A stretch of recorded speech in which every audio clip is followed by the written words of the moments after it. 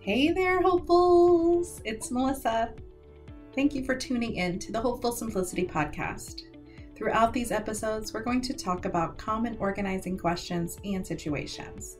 I cannot wait to help you simplify, sort, and sustain your organized and less stressed life. So let's jump right in. Today's 15-minute find is taking us into the kitchen.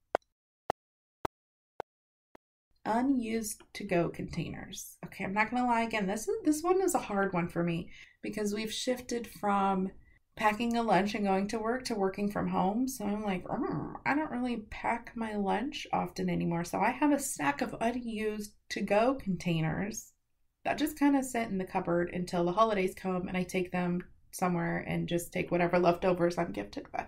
But if you have things that are unused in your to-go containers, maybe you've shifted from plastic to glass.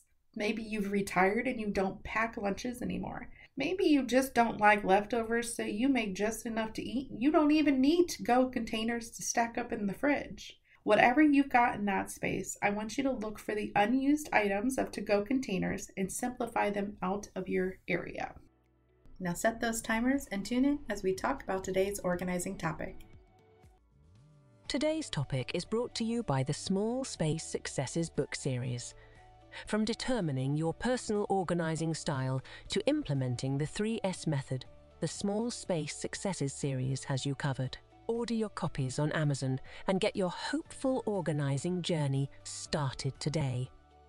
Are you a non-visual organizer? Well, yes, self, I am. But let's break that down a little bit. Non-visual organizing is more than just the concept of I want clean surfaces and put everything away, right? Putting away doesn't just necessarily mean it has to go into a door or a drawer or in a container with a lid. Non-visual means the feelings behind it could lead to things being overwhelming. That's when I really realized that I am definitely a non-visual organizer in a lot of places. Now, I've shared the kitchen moving story many times, like with the boxes in the kitchen, and it was visually overwhelming, so I didn't even know where to start. But I'm the same way in the closet. When I'm in my bedroom, if I can see all my clothes all the time, that's overwhelming, right? Like I can't relax if I don't have a door or a curtain or something covering my hanging clothes. Because it's just, I don't know if it's a mental distraction. I'm obviously not in there all the time. So I'm not like, oh, squirrel, squirrel, squirrel. But I'm more like, I can feel its presence and overwhelmingly staring at me. And when I say it out loud, like just now, I understand how crazy that sounds. But it's visual overload, especially in the bedroom where for me, I want that to be a relaxing, calming place.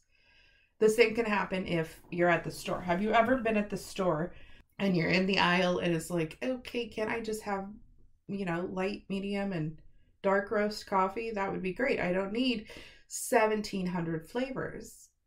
That's a visual overwhelm, which could be a sign that you're a non-visual organizer. If it's too much to choose from, to look at, to intake all at the same time, it could be because you're a non-visual organizer and too much is too much. I want you to really evaluate and feel your feelings when it comes to your stuff at home. Non-visual organizing is my way of organizing in a lot of places, including the living room. But since we compromised to the visual macro organizers, this became a real problem. I lacked the ability to settle, to sit down, to relax, to watch a show if I could see everything. Was visually out, the DVDs were out, the controllers were out, the board games were out. You could see everything, visible, there's the word. Everything was visible from sitting on the couch. So if I go to sit down to watch a movie, I'm not paying attention to the movie because I'm visually distracted by everything else because I'm a non-visual organizer. Now, they were in their homes, right? They are on the bookcases they belong. The games were in the boxes and on the shelf where they were belonging. But in my brain, I don't know what it is that somehow turns on the light switch of, hey, I can see all these things. What am I not seeing that I need to work on? I grew up in the generation, right? If you can lean, you can clean. You can't play and go outside until your chores are done, right? Until your homework and cleaning is done. You can't go do that.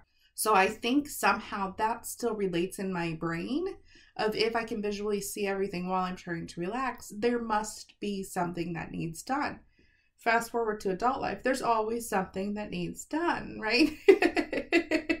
So if I'm trying to sit down and enjoy dinner, but there's dishes everywhere and cooking ingredients are out and the stove's a mess because I'm not the most graceful cooker, whatever that might be, it's very distracting because I need it non-visual. I need it all put away. I need a clean surface. I need to not be distracted by the visual stuff that may or may not be done. It's hard for me to relax and watch a movie if I can see everything. It's hard for me to sit at the table and enjoy dinner if I can see everything. And in my brain, it needs done, right? Something needs done. If it's visually out, especially, it needs done. Because otherwise it'd be tucked away. Otherwise it would be non-visually stored. So it's the feeling. I've learned that it's the feeling. If you're a non-visual organizer, go with the feeling. For me, we've had to rearrange the living room, I can't tell you how many times, to create that balance of visual and non-visual for everybody to be able to have fun in the room, right? To relax, to play games.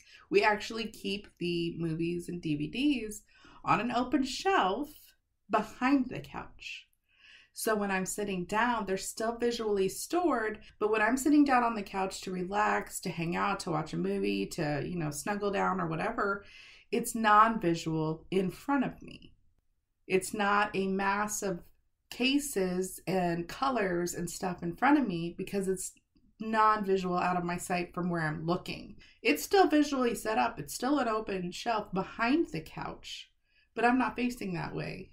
So in relax mode, I can't see it. Therefore, my non-visual needs are met. The same situations in the pantry. My non-visual needs in the kitchen are strong. If I can see everything, I'm not only going to eat everything all the time, but it's going to be overwhelming when I'm in there. So if I need to cook or clean or, do homework with the kiddos or whatever that might be, it's going to be visually distracting for my non-visual organizer. He's very visual, so we've got a lot of clear containers. Our solution, our compromise, was to put them into a solid pantry or behind a solid cabinet door. So if you open the doors in most of our cabinets, everything's very visual inside the cabinet door, inside the pantry itself. It's all very visually set up. There's clear containers, there's giant labels. You can see the snacks sorted into a bin, right? You can see everything inside. But for the room itself, it's very non-visual to kind of create that balance of non-visual when we're all in there, but visual when you need stuff.